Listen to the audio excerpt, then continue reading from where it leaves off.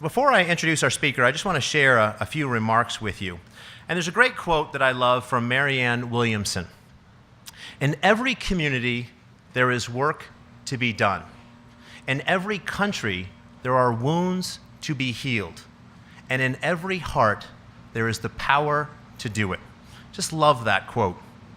So why do we invest our time and money into a company or into business? Why do we go to work? Did any of you go to work today? I should ask that question first. If any of you didn't go to work today because it's such a beautiful day, I totally understand. Autumn is the hardest time for me to go to work in Colorado, let me tell you.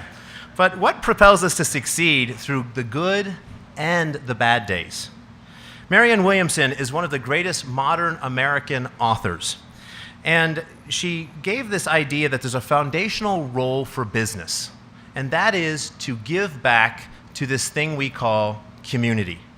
Indeed, this is what gives us the enthusiasm and the momentum to drive and succeed in our business life. Giving 100% to our businesses, our families, and our communities is not always an easy task.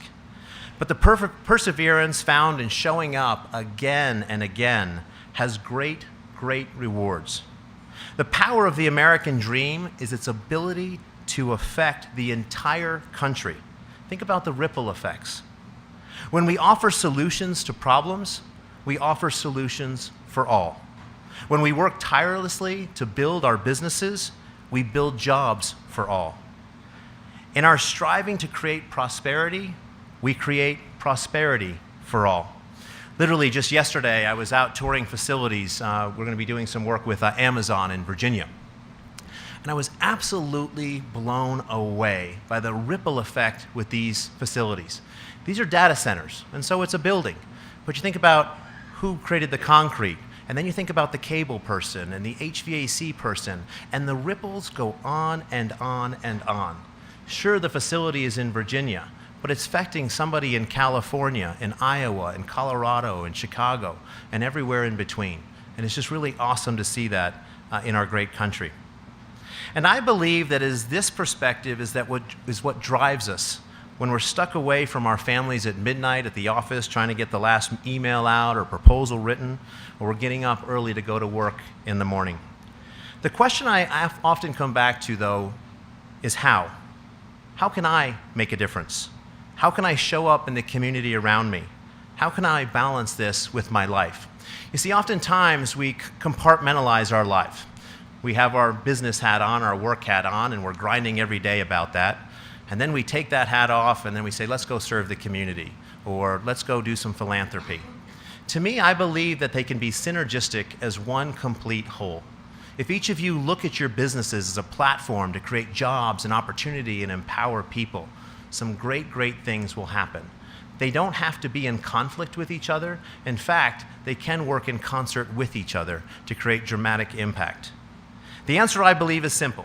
In fact, everyone in this room is a testament to that message. Our businesses are not separate from investing in our community, but instead, they are mutually beneficial. This is the beauty of our great country. So our speaker tonight, Margaret Kelly, has been instrumental in benefiting her community through both business and philanthropy. Margaret started working at RE/MAX as a financial analyst in 1987, where she quickly rose through the ranks. Within 10 years, she had become an SVP, and by 2002, she was president of the organization. Just 2 years later, Margaret became the CEO of RE/MAX. During her 28-year career, RE/MAX grew from 14,000 people to over 122,000 people globally. Not bad, huh? Let's give her a round of applause.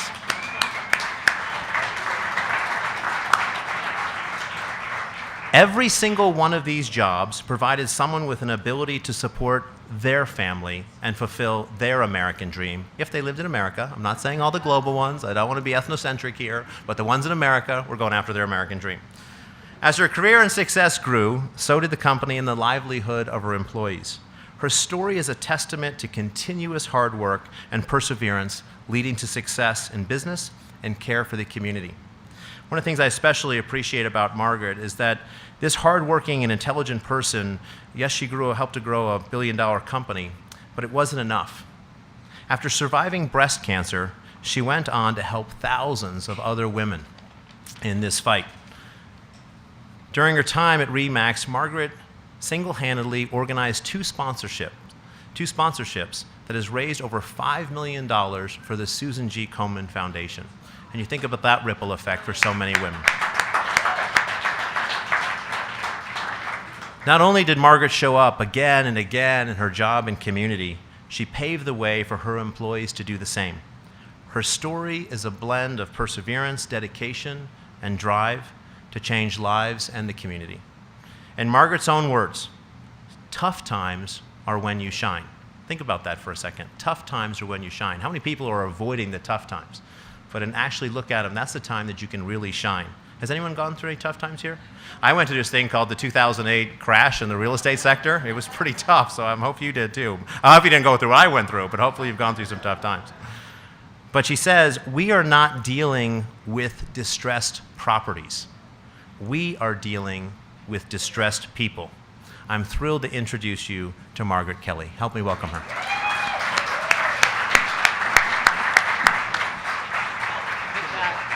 So much. Thanks.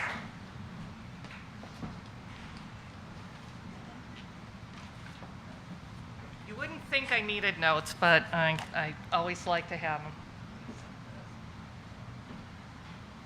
So, good evening. How are you? Good, good. So, Brian, he talked about Marianne Williamson. Actually, my absolute favorite poem that just moves me is Our Greatest Fear. I don't know if you know that. Our greatest fear is not that we are inadequate. Our greatest fear is that we are powerful. If you haven't read it, you definitely need to because it means so much. But it is a pleasure to be here. It's a bit intimidating. After seeing the speakers that have come before and those that are scheduled after, this is some pretty big shoes to fill. But as I thought about what to talk about tonight, a 45-year career of working, how do I pull out some nuggets and what do I talk about? So I thought I would share a couple personal stories, a couple professional stories, and maybe a couple lessons I learned along the way. Because believe me, in my wildest imagination, there is no way I could have imagined what my career ended up to be. Let me grab something. Hold on. Totally forgot I brought a prop.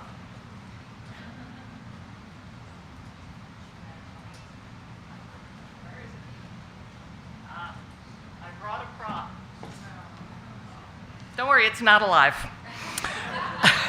So when I was with RE/MAX, I was with RE/MAX for 28 years.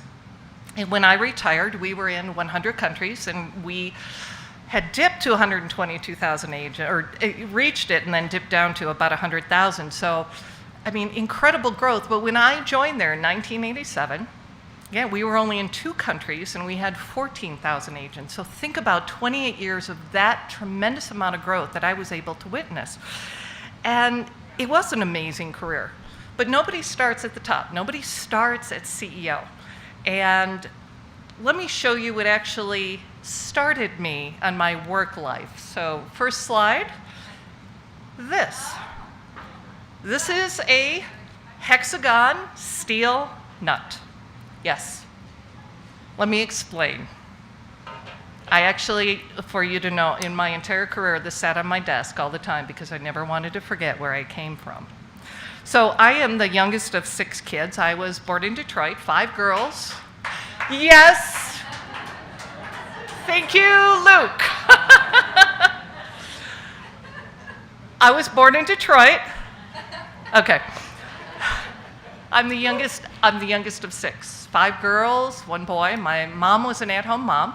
My dad was actually a machinist. And we were poor.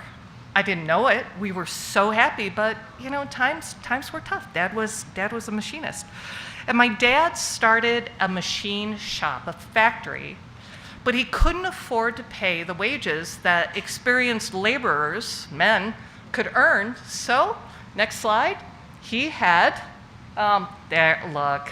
That was my family. I always thought visual, effects, visual aids help. Anyway, yes, there are the 6 kids, mom and dad. Okay, let's go to the next one. There's the factory. So my father, and that was him way back when, my father had a little factory. This photo was taken against one wall, and you can see the other wall. It was small, but it was his. And because he couldn't afford to pay the other laborers, he had my brother, my sisters, and me. We were the ones that ran the machines that cut the steel that made these. You can do the next one. Yes. That is Margaret at 15, running the machines, yes. I actually started there when I was 12 years old because there is no age limit of working if it's a family business, right? And so I was, as I said, I was 15 there. And I can honestly say, I hated it. I worked every Saturday, every holiday, and every summer vacation from the time I was 12 until I was 22 years old. And I did not have a choice. And running these machines, you can kind of see it, but to cut steel, to cut these edges, I mean, we cut everything on the steel to cut it. Well, it gets hot, and so you have to put machine oil on it. And the machine oil would splatter on us, and the little tiny metal chips would go on our arms, and they would get under our fingers, and it was just, it was miserable. And at the end of the day, my sisters and I, my dad had a bin, like a tub about yay big and about this deep, and it was full of kerosene. And we would go and we would wash our arms in straight kerosene up to here because kerosene would get the oil off and the chips off. And so we would wash in kerosene, and then we would go into the bathroom and we would use lava soap. For any of you those who know what lava soap, that is like straight sandpaper soap. And we would scrub the kerosene off. And we did this multiple times a day. And the factory, it was hot. You can't air condition a factory. The factory was hot. It smelled like smoke. It was so noisy. And I'd often walk into the factory to 5,000, 10,000, 50,000 pieces that had to have something particular done to it one at a time. And so picture this. I walk in, and on this side of the machine is, say, 50,000 pieces. Small nuts like this, only small. I'm standing at a drill press. And on this side, you guessed it, an empty bin. And so you would pick up one, this particular one, you'd have to kind of drill out the hole and clean it up, and then it would fall into the empty bin. And I would do that day after day, hour after hour. And it's actually when I learned my first lesson, my first most memorable lesson from my father. Being a teenager, I might have whined just a little, and I said, "Dad, I have been working on this for hours, and I have not even made a dent over here." My dad so wisely came over, and he looked at me, and he said, "Margaret, you're looking at the wrong side of the machine. If you only look at what you haven't accomplished, instead of looking what you have accomplished and be happy, that's not a good way to look at life. Because if you only look at what you haven't done, what you haven't achieved, what you haven't owned, all of that in life, you are never going to be happy. But if you celebrate the accomplishments along the way and look at what you've already got done, you're going to be a lot happier in life." I'm 14 years old, and I got to tell you, obviously it stuck with me, and the older I got, the more I so appreciated that wisdom. But at the time, I was still pretty pissed at my dad. Because I wanted to hang out with my friends. I didn't want to go to a factory every Saturday. I remember, because I couldn't drive yet, I was still too young, I would get in the car, and it was about a 20-minute drive to the factory, and I would get in, I'd cross my arms, and I'd look out the window, and man, I would not talk to him. It was not until years later that I found out how much he loved the silence. Oh yeah, all this time I thought, I am showing him. He just turned on the radio, and he was happy as a clam. So all this time that I'm working on these machines, I would dream. What would it be like to have a quiet job, to be clean, to actually not smell like machine oil? Not to mention it might help me get a date at some point in my life.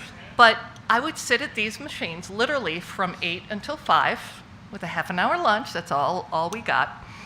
And my sisters and I, looking back, it just goes beyond me, but we would take little pieces of tissue or paper towel and we'd actually shove them in our ear because for some reason we didn't have earplugs. But we would put that in our ears so we couldn't talk to each other because you can't hear. It was so noisy. It was hot. This is long before having earbuds or music or anything like that. And there was no window in the factory. All the factory, if you remember the old factories, all the windows were really up high. And so there was nothing to look out at. Every day, all day. And so all I had were my thoughts and my dreams. And so I sat at those machines hour after hour, and I realized this is not what I want to do the rest of my life. It was not hard to figure out. But I decided I wanted to go to college because education would get me out of doing this factory stuff. And that may seem like an ordinary step. It is for most people, but it wasn't in my family. My brother went to college, but my 4 older sisters didn't. And I thought about it. I bet I was a junior in high school, maybe at the beginning of my senior year. And I went to my parents. And I talked to them and I said, Mom, Dad, I really would love to go to college. And they looked at me and they said, no, you can't go to college. Just take shorthand or typing, be a secretary until you can get married and have kids. Now, okay, I wanted that someday to get married and have kids, but do you ever have that seed, that's something that's in your gut that says, there's something else out there and I have no idea what it was? And the unspoken message that I got over and over and over again, not intentional, but from my family, was these things are for other people. Other people take vacations. Other people get new cars. Other people go to college. Other people do those things. We don't do those things. We can't afford, we can't do those. And so I had no examples of what I wanted to do going forward. I had that thing in my gut, but I didn't know what it was. And so I had to learn to pave my own way at 16 years old. So I pushed and pushed. I probably irritated my parents to no end. And I pushed and they finally said, okay, you can go to college, but you can only go to the local community college where you can walk there and you can still live at home. I guess being the youngest of 6, they wanted to hold on a little tight for a little idea. So I did. I was excited, I was afraid, and I went to Oakland Community College. Go ahead, you can do it. Okay, thank you. I went to Oakland Community College, and I earned an Associate's of Accounting degree, and I was going to be a bookkeeper. A bookkeeper, it's clean, it's quiet, it's awesome. Except I surrounded myself with friends who were going on to get a bachelor's degree. And I thought, wow, I wonder if I could do that. I had no concept of even going 4 years. I thought 2 years was going to be it. And I surrounded myself with people that went on to get a 4-year. So I applied at the local college that's really good at accounting and finance, which was my love. I had taken an accounting class in high school, and I loved it. And 2 years later, I was accepted, and 2 years later, I had a Bachelor of Finance degree. And I was on top of the world. But I felt like that dog that chases a car. Once you catch it, what do you do with it? I didn't know. But I felt like I was this blank canvas. And college had given me this palette of colors, and now it was up to me to paint what colors my life was going to be. And I was excited. So I married my high school sweetheart, who we just celebrated 35 years. Thank you. Married my high school sweetheart. We left Detroit. We moved to Denver. I started my career after 4 years. We had our first son. I was so excited. I actually took a year off. The job I was working at was moving to Texas, and so I took a year off, and I stayed at home, and I was an at-home mom. But after about a year, it was time that I thought I want to get back into work. And so I started to read the want ads. Now, I'm going to segue here for a minute for those of you who may not understand what that is. So there was a day a long time ago that actually newspapers were printed. And in them, twice a week, usually on a Wednesday or on a Saturday or Sunday, all of the employers would put their big ads in. And you would go page after page after page, and you would circle, okay, people who are smiling know what those things are. And I remember I would go through, and the first thing I would do is circle all the ads. Now, this is before home computers, folks. So I had my resume printed very nicely, but I had to sit down at a typewriter, an IBM Selectric 2 with a self-correcting ribbon, for those of you who want to know. It was a big deal, let me tell you. I put the paper in, and I had to type every single cover letter by hand. No memory, no anything. You had to sit down, you put them in, you would mail them, and then I would cut out all the little tiny ads, and I would tape them so that I could check them off when I got my rejection letter. I will tell you one funny thing. I was honored to be on the Federal Reserve Board for 7 years. I was chair of the Federal Reserve here in town. And when I was moving a year ago, I found my rejection letter from the Federal Reserve, and I took it into them, and I said, I think I did okay. They loved it. They loved it. But let's see, where am I? Oh, so on the ads, you would do that every single week. And I mean, it was long and tedious just to apply for a job. But one day I applied, and honestly, it was the tiniest little ad you could see. But it was for a finance position with this little real estate company called Remax. And nowhere in the ad at all did it say position leads to CEO. So over my years at Remax, I actually had 13 different job titles. But it was one of my first promotions that is the most memorable to me because it was my biggest screw up ever, truly. So picture this, I'm sitting in my boss's office, and she's across the desk, door is closed, and we're doing some work, and all of a sudden the door opens, and in walks the CEO of the company. He sits down next to us. Well, I had not said one word to him ever in my career there, my few years there, and I'm stunned. And he starts doing a little small talk with us, and we're both kind of okay. And he looks at me and he says, so Margaret, I'm promoting your boss to such and such position, and I want to offer to promote you to her job, region vice president. And I was speechless, which, looking back, I should have remained, because I looked at him so wisely and said, no, I'm not ready. Brilliant. It was probably the biggest screw up I ever did. I remember he got up, his face was beet red, and he looked at me. I mean, he pointed his finger and he said, if I know you're ready, why don't you know you're ready? And he got up and he walked out and he slammed the door. I had pretty much stepped in it as much as I could. And what I thought it was, it's that damn message again that played and kept recording in my head that these things are for other people. That I almost wasn't worthy of it, and here I am. I think I've just ended a career that I was just beginning. So a week later, I'm in my boss's office again. The door is closed. I mean, it is deja vu, and in walks the CEO. And he looks at me, and and he said, I don't normally ask twice, but, and before he could finish, I said, yes, I want the job. And he said, it's about damn time. And he walked out. But I thought a lot about that, and I thought, why did I say no? Why would I do that and sabotage myself? And I realized that I actually think it's a characteristic of a lot of women, that we think we have to know the entire job before we accept the job. Whereas guys, you got it down. You go, bring it on, I'll learn along the way, right? Okay, guys are going, yeah. So I had to change that mindset in my head. I had to permanently, get rid of that message. And I did. And I never looked back. And I can honestly say that I never turned down another promotion again.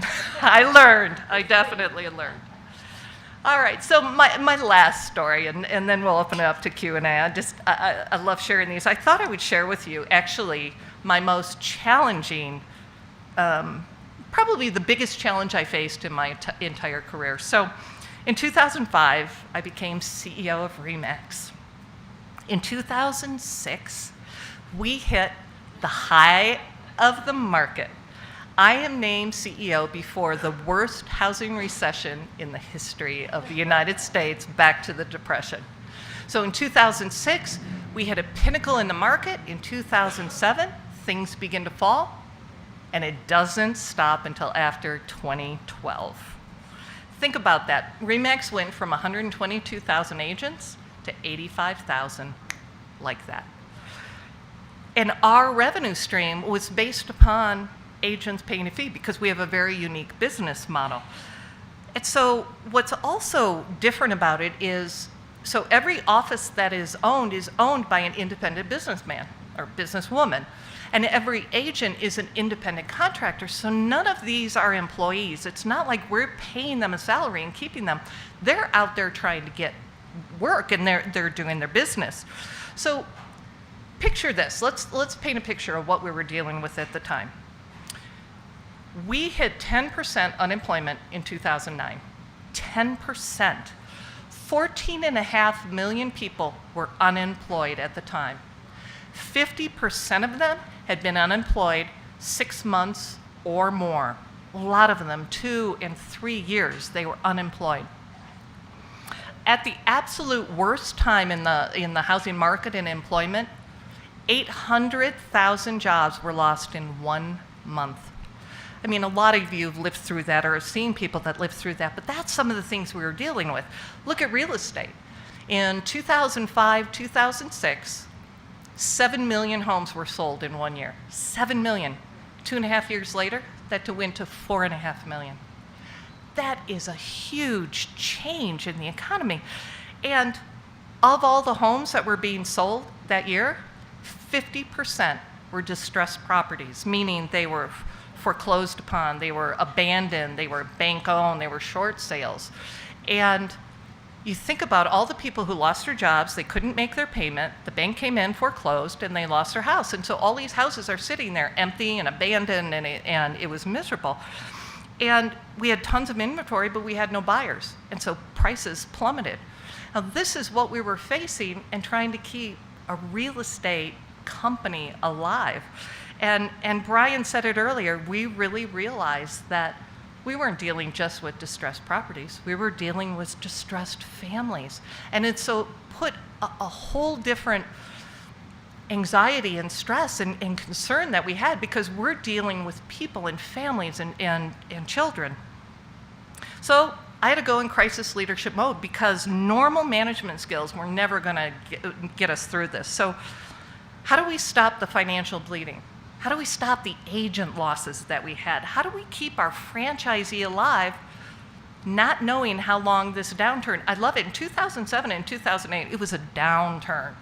It turned into a full-blown recession later, but we had no idea how many years it was going to be. So I had to start with the financial help of our headquarters of RE/MAX. And so what we did, pulled the team together and said, we have got to cut expenses, we have got to get lean, so go out and cut the fat. And so they all went out and cut the fat and came back, and we ran the numbers, and not enough. All right, we got to cut some muscle. So we went out there and we cut muscle, meaning programs and different things. You know, what are the basics we can get? They came back, numbers still weren't enough for the company, not for us to plan long term to be able to survive this. So I said, all right, it's time to cut the bone. And that's for the first time, and it was probably the 30-year history of a privately held company, that we actually had to lay off employees who had been there 20 and 25 years, people that were friends. And that was probably the hardest part of all this. You can deal with the financial, but the emotional, when you care about people and you know you're changing their lives. And so we laid off employees. We closed some offices that we had.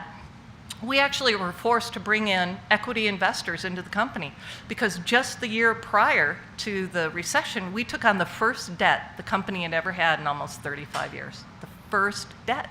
But we had to bring equity investors in to be able to survive it. So the company became lean. We were on the road nonstop. We had to go out there to our franchisees and say, you got to cut expenses. We did it, you have to do it.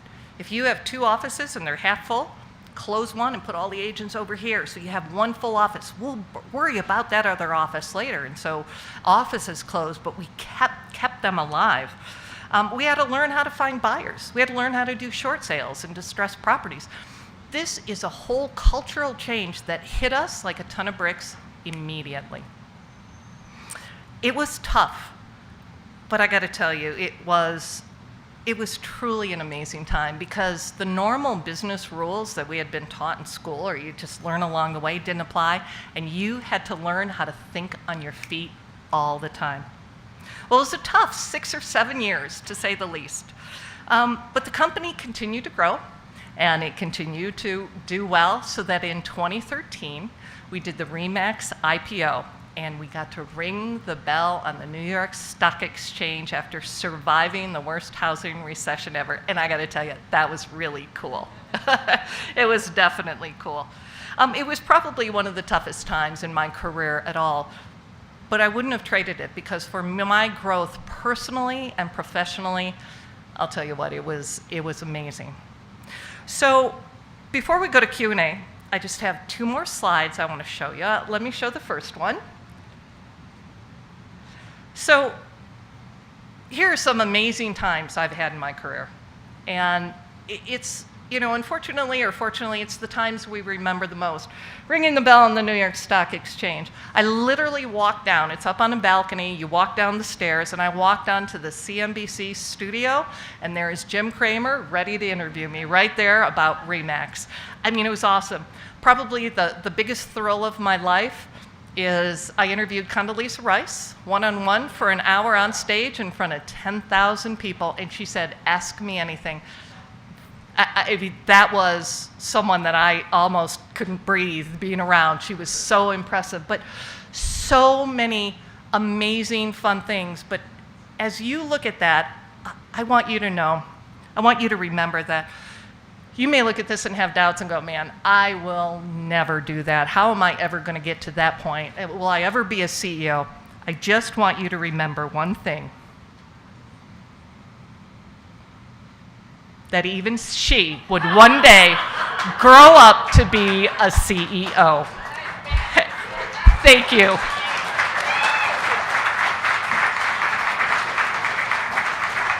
Oh my gosh. I love it. So I'm going to ask a couple questions, and we'll open up to the group. So what is the toughest decision you ever had to make as a CEO of a global organization? Is this one or that one? I think you have to use that one. I'll use that one. Toughest decision, by far, it was having to lay somebody off.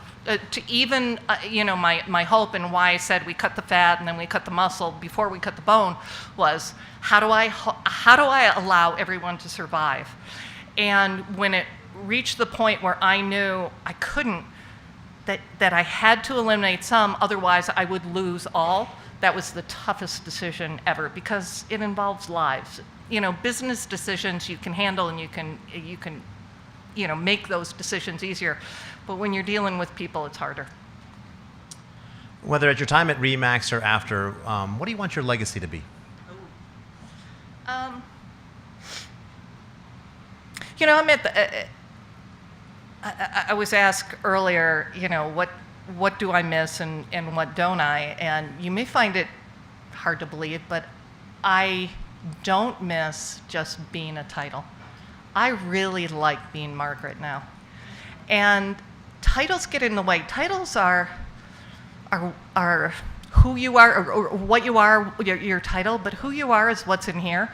And so I love being a person, and I'm at the point in my life now where I really I'm out to fill my spirit, not my wallet.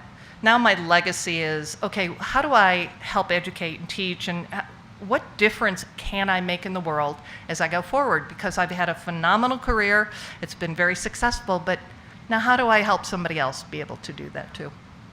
Love it.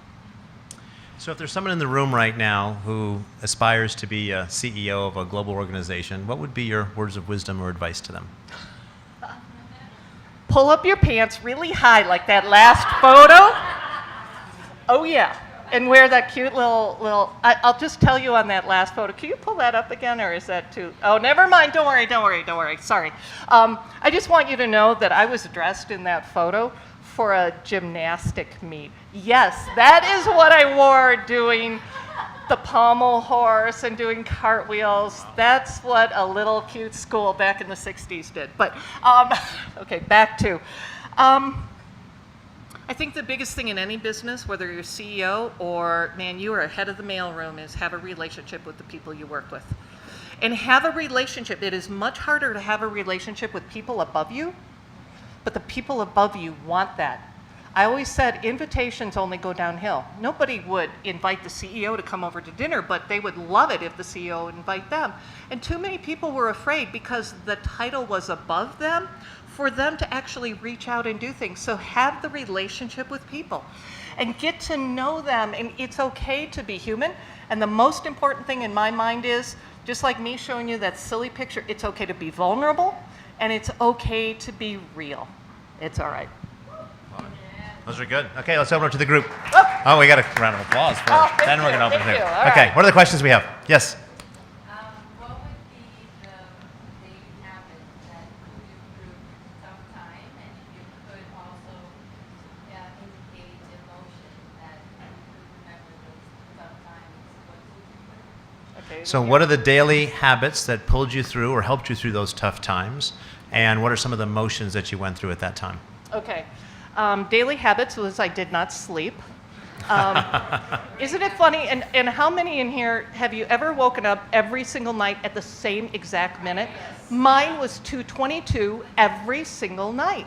Exactly. I would just go, okay. But I literally would get up and at 2:22 I'd wake up. And I would get ready to go into work. I mean, and I remember my husband would put his arm over and he'd go, no. You are not going to work yet. I'd get up around 4 and go in. But good habits that I did is I always did my homework. And you know, during the day I would work, but say I had an interview on Fox or CNBC the next day, we had a studio in our office that I would be beamed in. And so I would do my homework.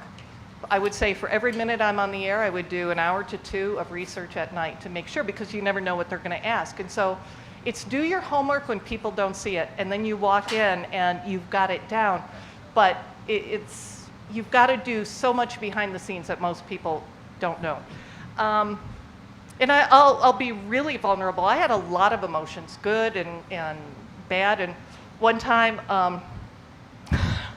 my husband was looking for me in the house and he couldn't find me, and all of a sudden he opens my closet door and there I am sitting on the floor of my closet crying. And he looks in there in the dark and he goes, "Are you okay?" I said, "Yeah, I've had a bad day." And then I looked at him and I said, "I think Warren Buffett does this." And he looked at me and he said, "Yes, I think Warren Buffett does that." And he closed the door and he left. But I mean, you got to let it out. And I mean, guys are better. Girls cry a little bit more. I mean, I'm not weepy, but every so often you just got to get it out, and then you get back up again and you go do it. So the other thing I would say is don't let everybody knock on your door every minute. Schedule your own private time to be able to think and plan and do on your calendar. And then after that, doors wide open. But I needed my time to make sure I was clear. So. It's true. Question over here. Yes. What advice do you have for somebody who is stepping into that somewhat unknown space where they don't quite know the angles and the self-doubt talk track is starting? So, what would be your advice for someone who's looking into stepping into an unknown space, words of wisdom, and also combating that self-doubt and mindset? Say, no, I'm not ready. No.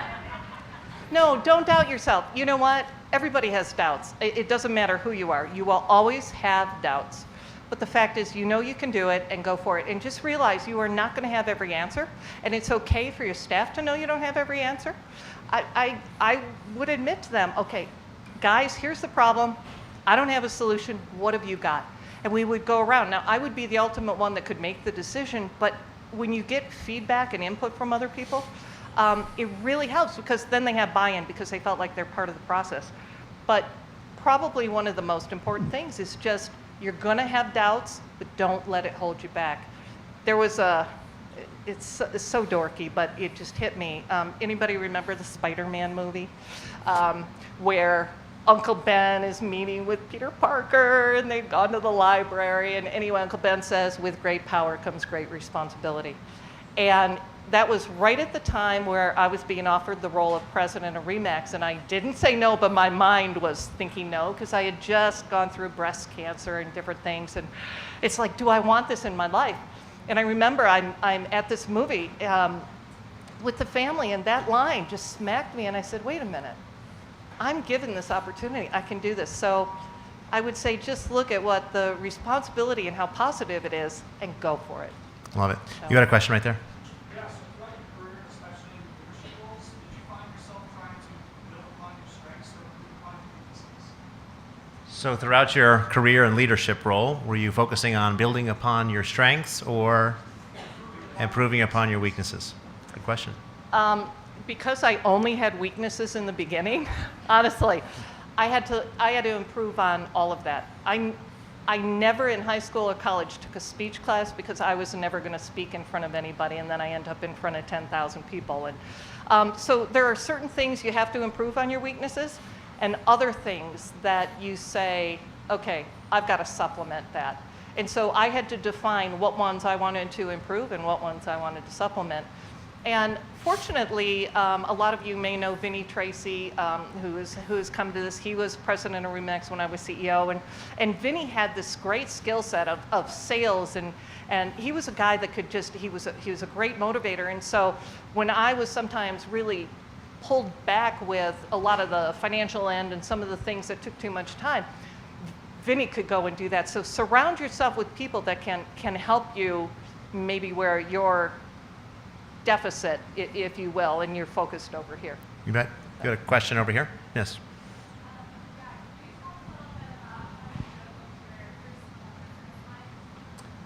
I will. Can you speak a little bit how you juggled or Personal balanced and- yeah, business balance. and professional? By the way, there's a fan up here, and I we're know. just like, we can barely hear. We're just reading lips at this point. At least I am, so I'll speak for myself. But you must be. I think she said, what did I have for dinner, actually? Yeah. Well, and I heard a wonderful speaker who does coaching on millennials and the transition in employees now. And, you know, our philosophy used to be work-life balance. Well, the fact is work and life are the same. It isn't one or the other. But I have two sons, and you know, it was hard. And fortunately, I had a phenomenal husband who really balanced things, and he didn't travel as much as I did on the job. But I would take both their school calendars, I would put it on my calendar, and then I would book around it. They never knew some of the sacrifices that I had to make, but I didn't care because I was able to go. For instance, in high school, there was a particular event that always happened on the weekend of our big international convention in Vegas or in Florida. And I couldn't miss either one. So I would go to the convention on Saturday, actually on Sunday morning. I would jump on a plane, I would fly home, I would go to this event with the kids, I would get back on a plane at 10 at night, I would fly all night to get back, and I would be on stage doing an MC in front of 8,000 to 10,000 people at 8 o'clock the next morning. And they didn't know that. I mean, they probably did, but they didn't think. But it didn't matter because sometimes just as a mom, you sacrifice that to make it work. But the other times I couldn't, you sit down and talk to them and say, I am not going to be able to make this. Oh, okay, but I am going to make these, and these. And so you just learn how to balance it. Now, that's before I had a computer at home and, you know, all the things. Technology now makes it so you don't necessarily have to be in a particular spot at a particular time. And it does help you balance that a lot more. And for the dads in the room, you have to do the same thing if you're a dad, in case Yeah. you're wondering. But just because you're a mom, Yes, it's because, that's true. yeah. That's true. Just putting it in there for what it's worth. Okay. Okay, let's go to the back of the room for a second, and we'll come back to the front. Anyone in the back? I want to make sure nobody gets mad at me. Luke, are you allowed to ask a question because you're from Michigan, or no? I know. We love you. What's your question, Luke? 28 years in the real estate industry, now retired. What industry would bring you back in to be a CEO again? So it's kind of like a Godfather question. They keep sucking me back in. Is that what we're talking about? Like the Godfather? Hey, hey. So the question is, after 28 years of being in the real estate industry, what industry would bring you back in? It's got to be an offer. I can't refuse, right? I like it. Actually, I would love to go back into real estate if there was something there. But actually, right now I'm doing a lot of board work. I was, as I said, I was honored to be on the Federal Reserve Board for 7 years, director for 5, chair for 2. And talk about going into that in 2010 when everything is crazy, and to hear what the Federal Reserve had to say, and then for them to call up and say, what's going on with housing? I've got to vote on the FOMC. You know, what do you think about this, this, and this? And so that was pretty cool. So if I could do more boards like that, I don't know if I'd go back into a full CEO, but I certainly would love to either consult or do board stuff going forward. So thank you. We're hoping that she's going to join us at North Star Commercial Partners, but I mean, sorry. North Star Commercial. There you yes. go. I like it. Okay, Nicole? I just, for starters, I just want to say that you're refreshing. People want to hear stories of how authentic you are. And Thank you. Bring it home. Thank you. And knowing that we're all imperfect and we all screw up and we all make mistakes, but yet we overcome, and we have a great God who helps us to do that as well. So I wanted to share that 2010, I went up to Boulder to the real estate conference, and one of the things that they said, they talked about all the banks and what was failing and what was ahead and Wells Fargo and this and da-da-da. Yeah. They said one of the things that stuck out to me with real estate is they said you could have the best realtor ever. You could have the one that did everything perfect, and still that person who was in front of you in that moment of you wanting to sell your house, they would choose that person 90% of the time who's in front of you versus that person that did everything perfect in their past. They couldn't reach back to that person. And so that example, did you have to improvise to teach your people to do anything different during that really hard time? Like, did you, like how did you, and were you able to hit all the stores and talk to all those people and actually make a difference in a movement that they weren't used to? So the question I is, want to know how you're going to summarize that. first of all, you're doing a great job and you're encouraging. That took care of the first part. Okay. They're pretty good. I can break it down. The question is, in the down economy, did you have to retrain and retool your people to adapt to the new reality to be effective in the workplace? And did you go around and travel around to teach them those skills? Well done. Try. Wow. I have a 25-year-old daughter, and she goes on and on and on. I have to get to the point. So it's like, there's the point. I got the it. meat. Got Forget it. the Yeah. bread. Yeah, I got it. Took a while. Trust me. Not perfect either, let me tell you. So, yes, during the downturn especially, like I said, distressed properties. So there are no buyers. So if you think about it, we had to go out there and teach our agents, how do you deal with banks? How do you deal with foreclosed homes? How do you go out and find buyers? That was pretty taxing in itself, but we put classes on. We actually had a satellite TV network that we beamed into every office, so we could touch all the offices very easily. But in a good market, you know, as much as you work your butt off and you create a relationship with somebody, there's a couple things that'll happen. Number one is you may come in with a realistic price to sell this home, and this guy says, oh, I can get you $20,000 more. Guess who they're going to go with? Because I want more money. They don't want to be realistic. They want to get the most. The fact is they're going to sell it for less than what you even wanted, but they don't realize that. So it's hard. The other thing you got to teach people is I may have used you to buy or sell a home 5 years ago, but unless you keep in contact with me, I'm going to go, man, she was so good, but I can't remember her name, which is why you get those calendars and those magnets and all those silly things you get from realtors all the time. They want you to remember who they are. And so all of those things are learned. The thing at RE/MAX was because of the business model and the way it's set up, it really is more for experienced agents than beginning agents. Beginning agents have to do certain things, but because they're experienced, they already have their systems down. So at RE/MAX, it's a little bit different than some of the other companies because they have a certain expertise and maturity. They've already been, on average, they were with RE/MAX, or they had 8 years experience before they even joined RE/MAX. So that helps. But like anything else, the consumer is fickle. And they, a lot of times, just want to go with who they want to, what they hear is the best for them. So True. hope that answers. Let's take 2 more questions. One over here. What were your most self-destructive habits or traits or behaviors? How did you overcome them? What were your most self-destructive habits or behaviors, and how did you overcome them? Damn. We can sit on the couch if you want to. We can answer this question on the couch, the leather couch. Yeah, great. You know, I know people in this audience, really. I do. Actually, the worst thing, and I will say, is I don't work out. And I have not overcome that. I still don't work out. Sorry, I just haven't. But that, yeah, yoga would be good. No, but seriously, with all the stress I was under mentally, I really should have done, and I think that was not good for me, and I ended up having cancer twice. I had a spinal fusion. I had a lot of health things because I think I carried it with me, and I finally let it go. I mean, I don't seriously work out. I walk, you know, a couple times a day, and I do things like that, but that was one that if I could do it over again, I would certainly take more care to make sure I turned the brain off and turned the body on more, honestly. That's good. One more. Mr. Pritchard, you keep raising your hand. So, you mentioned many traits earlier.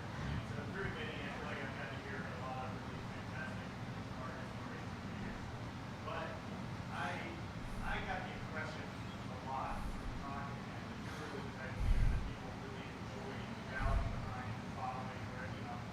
And one of the great things about being a leader over a lot of people is you get a chance to see a lot of people go on and be really successful Yes. themselves.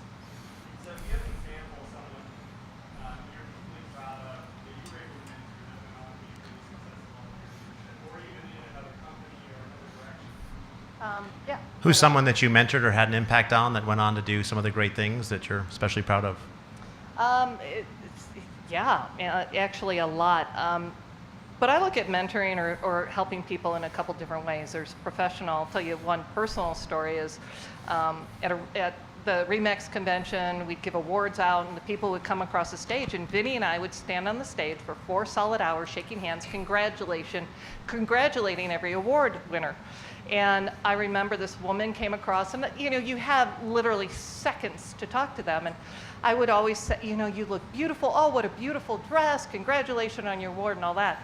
Well, the next day she came up to me and she pulled me aside. I didn't know who she was, and she just pulled me aside and she said, I just have to tell you something, okay? And she said, I just had a breast biopsy and I couldn't wear the dress I wanted to wear, and I felt so ugly until you said I looked beautiful, and look at my dress. And she walked away and she just said, thank you for making that impact. That 5 seconds can make a difference. So mentoring can be long-term, and it can be that little moment when you have a chance to talk to somebody. Another one, and this is a tough one, but there was somebody in the company that was really good, but I knew based upon some politics that I could not control within the company was not going to go anywhere. And I knew that they could go on to great things. And so at a certain point, I actually let them go and said, I feel like I'm pushing you from the nest, but I need to do this because I think you can go on.